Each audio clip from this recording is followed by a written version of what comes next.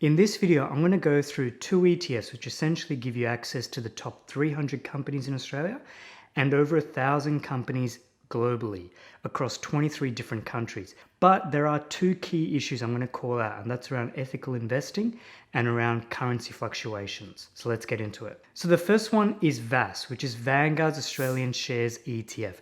It invests in the top 300 companies in Australia. Pretty much every big company you know of in Australia, it's invested in.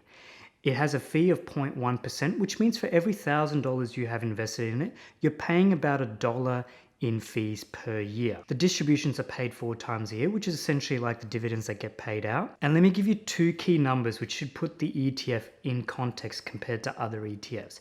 It's got $10.8 billion invested in it. So it's the biggest ETF in Australia, and it has about $240 million per month flowing into it, which makes it the largest in terms of how much is flowing into it, and it accounts for about a third of the money that gets invested every month into ETFs in Australia.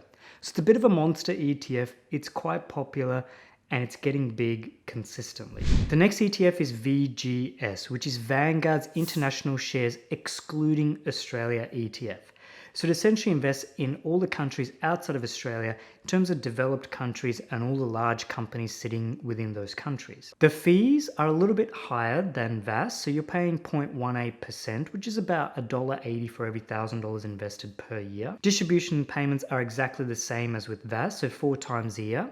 And this ETF is about $5 billion in size. So it's about the third largest in terms of ETFs in Australia.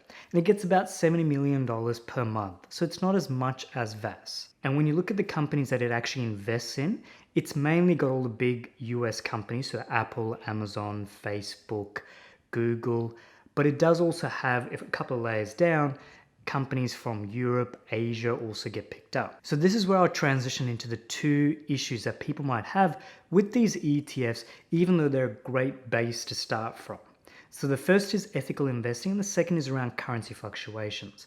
When it comes to ethical investing, these ETFs don't have any ethical filters on them.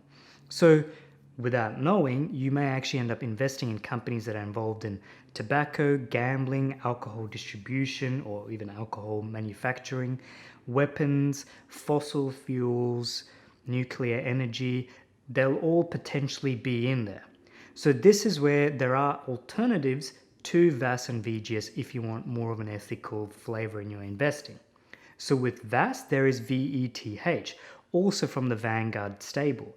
But if you want to look outside of Vanguard, then there's something like FAIR, which is by BetaShares, but all the major ETF providers do have ethical alternatives for investing in Australia. And if you want an ethical alternative for your international investing, there's VESG or ETHI, which is from BetaShares. So they essentially do the same thing. They try and find companies outside of Australia that you can invest in, but they have an ethical filter, or they'll cut out some of the non-ethical companies, you may say. The other issue I wanted to point out was with VGS, you are exposed to foreign currency fluctuations because the ETF essentially gives you returns in terms of the underlying holdings plus the movements of the Australian dollar against foreign currencies. And this can mean you could be in a situation where you've got some great returns from your international companies, but because the Australian dollar got stronger against foreign currencies, your returns may actually net off and you might end up flat in terms of zero or not as high returns as you were expecting. And vice versa, you could be in situations where the companies in other countries go down, they perform quite poorly, but because the Australian dollar actually got weaker, your ETF holding overall actually ends up growing. So this is something to be aware of, but if you want to manage against that, all you have to do is look for hedged ETFs. So a lot of the international ETFs will always have a hedged alternative. And with VGS, it's called VGAD. Now, it's up to you if you want to obviously pick up this ETF because there are slightly higher management fees associated with the hedged ETF, but also there can be certain tax implications. So it's worth having a bit of a read or just going for a wander around a Whirlpool or Reddit, because there'll be plenty of people who will explain to you why this is a bit of an issue in terms of the hedged ETFs. So a question you might have is also around how much should I put towards each of these ETFs? What proportion should I be looking at? Something to be conscious of is home country bias. And this is where we tend to focus towards the country we live in because we're just a bit more comfortable with it. The dangers of that are you might be missing out on some diversification benefits because you don't want all your eggs or the majority of your eggs in Australia, because if the Reserve Bank of Australia does something, or if Australia in general has a bad run, your entire portfolio might be also underperforming. So this is where it's handy to have a bit of exposure towards overseas countries, or actually have majority of your holdings towards that direction. So this is where it's good to have a couple of reference points. You can look at superannuation companies in terms of how they asset allocate some of their holdings. So they do tend to have a bit more towards the international side, or also some of the multi-asset class ETFs like VDHG does tend to have a little bit more towards international shares as well. There's also a good reference between hedged and unhedged in there in terms of what VDHG does. Incidentally, I did do a video on this topic around what a good combination between VAS and VGS is based on actual data, and it does seem like it sort of starts around the 60-40% tending towards VGS. But obviously do a bit of research and just be conscious of the hedged unhedged elements as well in terms of how much you're exposed to foreign currency.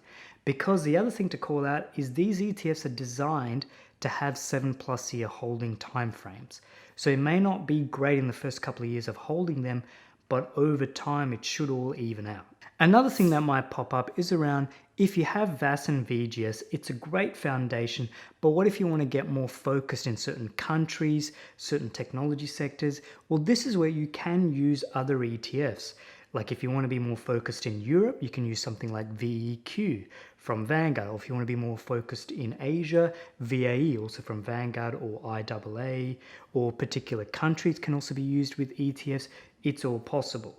Or if you want to get more focus in sort of the tech sector heavy area around the NASDAQ, you can use something quite popular like NDQ. And NDQ will also have a hedged version like HNDQ. Done a couple of videos, worth having a check there. So I hope you enjoyed that video, and I'll see you in the next one. Bye for now.